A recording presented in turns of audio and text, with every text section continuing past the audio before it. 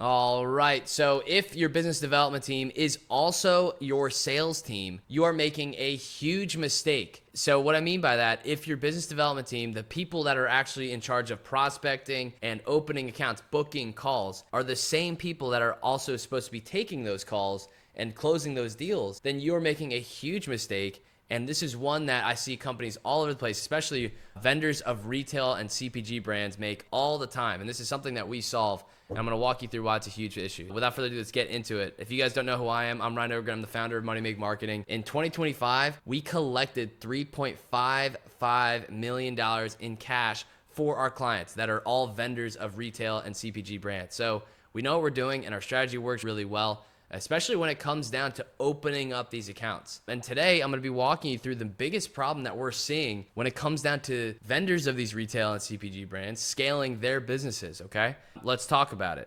All right, so the main issue that I see is your business development function. Let me just put this right here. Business development and your sales function are two different things. Okay, but you have the same person doing the exact same things. I'll just draw a person here. So for business development, what they first need to do is they need to go and prospect, okay? So they need to go and prospect and find new accounts. And usually what's interesting about this on top of this, when they come down to, this is just on the net new account side. So this is net new accounts. This does not take into account existing accounts. Okay, that's another ball of wax. Like these sales reps also need to take on their existing accounts and manage them, right? That's typically what's happening. So this is just for net new accounts. So disclaimer, okay? So they need to go prospect, they need to do research, and then they need to do their outreach, and then they need to book meetings. Now, just prospecting and doing outreach is good, but to actually have a strategy that will book meetings with a Fortune 500 brand, with a household name,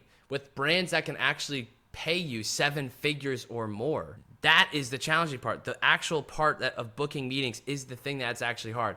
Not trying to find the contact info, not sending them a message. It's actually getting on a call with them because everything else is so commoditized. Everything else is so easy to do. I can go find anybody's email address in the freaking world right now and send them an email. It doesn't mean they're going to meet with me, okay? So that's the biggest thing that we see on the business development side. Now I'm gonna walk you through why it's a huge issue here in a second. They need to prospect, research, outreach, book meetings. If they can do that, then they need, on the sales side, they have to take calls. They have to do follow-ups. They then have to draft proposals and create presentations. They have to do all this. So anytime that they're working on the sales side, they are not working on the business development side. And anytime they're working on the business development side, they are not working on the sales side. And what's the issue here is if one is taking away from the other. And so if you just split these functions in two, where you had one person here just doing this, and you had one person here just doing this, you now completely break this bottleneck in half.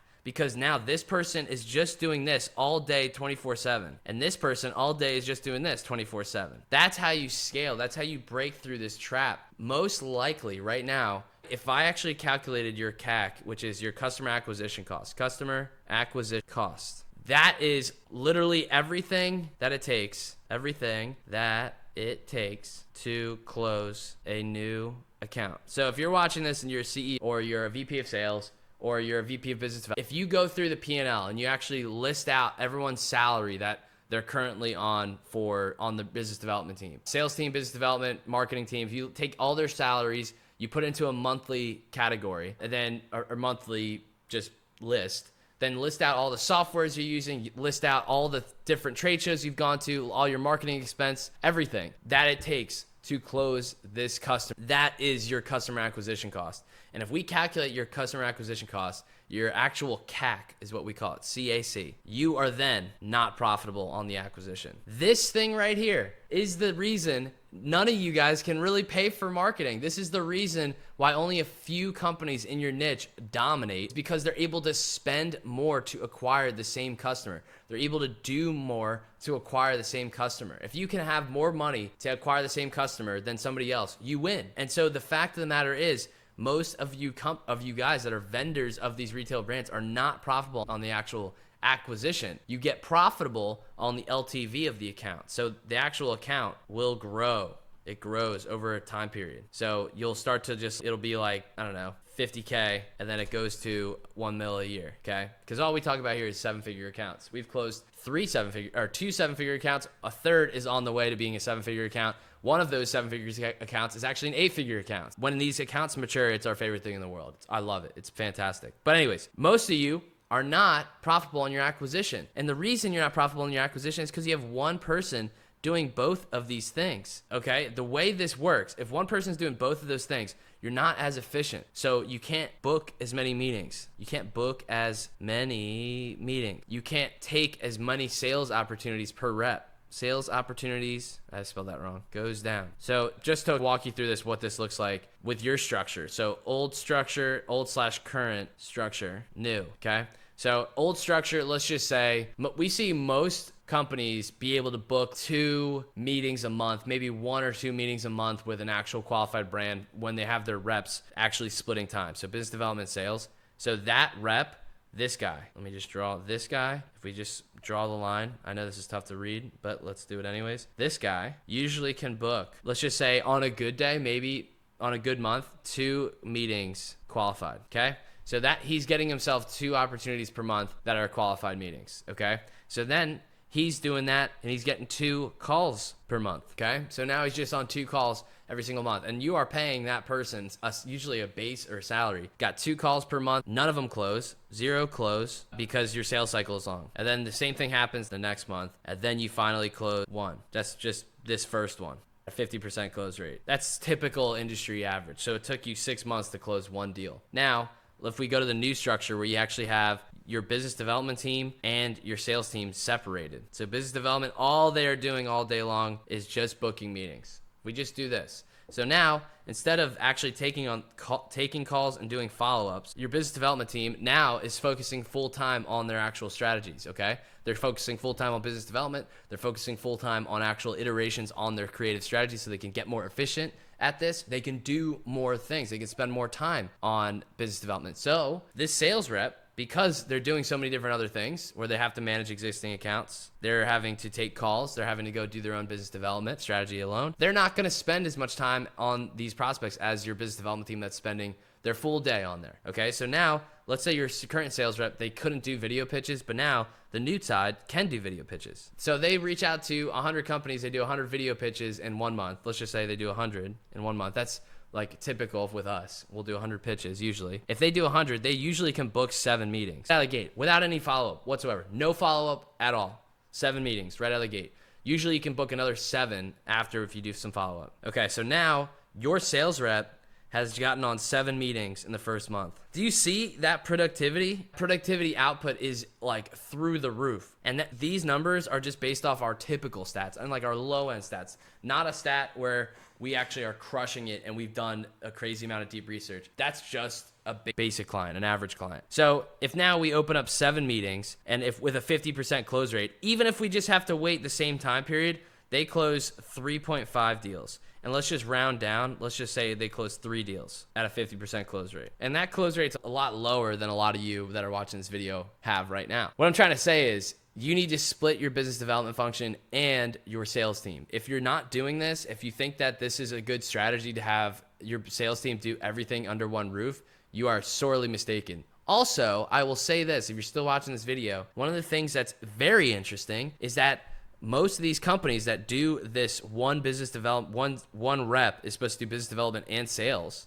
We'll just call it the 1 rep strategy. 1 rep strategy. They get paid the same percentage commission on net new accounts as they do existing accounts. So what they most likely do and what they usually spend most of their time doing is they just spend most of their time on existing because those are the things that are actually closing. That's not a problem. You're probably watching this like, Ryan, I don't care. I just want money. But the issue with the actual whole company, the company only grows from net new accounts and existing accounts maturing. If somebody just does a reorder, your company doesn't grow. It stays exactly the same. Someone orders $1 million from you in 2025. They do $1 million with you in 2026. You stayed the same. You actually probably lost money because of inflation, right? But let's just say you upped your prices. So you just stayed the same. Now, if you added a net new account to that, your company grew. But if you didn't, your existing account If they stay the same, you stay the same. And that's a race to the bottom. You have to be growing. You're either growing or you're dying. If your sales team gets the same commission structure on both your net new and your existing accounts, they're just going to focus on the existing accounts. This is the business that's right there in front of their faces. What you need to be doing instead of this is you need to split out your business development team. So you need to have your business development team and you need to have your sales team. Your business development team needs to be good at marketing, needs to have marketing skill, and your sales team needs to have industry knowledge. Your sales team is really upset and they're annoyed because they're not prospecting. They're not marketers. And if you just take this task away from them and actually give them qualified meetings, they're going to love you for it. And you can usually negotiate a smaller percentage commission for them when you actually use another firm to book the meeting. So just something interesting. But when you have a business development team that actually has marketing skill, video pitches become a thing. Video creation becomes a thing. Marketing assets become a thing.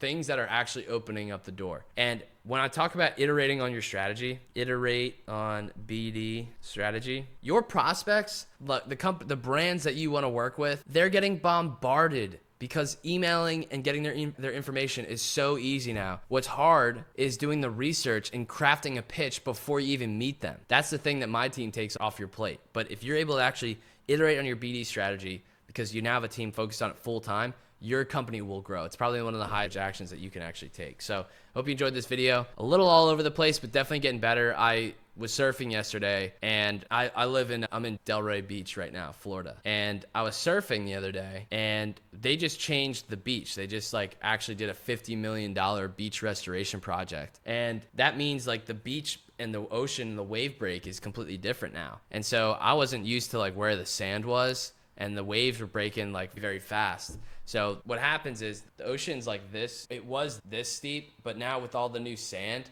they extended this out. And so the ocean has a really steep drop off now. So this is the sea floor and then it comes up to here really fast. And this is the beach and the water's right here. So there's this huge drop off. So all this water comes in and then once it hits the shelf here, it just becomes this towering wave. And then that's the thing that you surf. Now, it happens so fast. So I'm sitting right here and the wave just came out of nowhere. And I was in not a good spot. And the wave, essentially what happened, it broke on top of me. It just literally the wave, I was this, the wave was right here and it just curled and it hit me. And so obviously I fell off my board and the wave pulls you down and it pulled me down all the way. I just nailed my head right against the wall. And essentially that's what happened. So I'm mildly concussed, but I'm okay. I'm in good spirits. So anyways, hope you guys enjoyed this video. Make sure you comment, subscribe. Ryan Ogren, Money Make Marketing. Talk soon.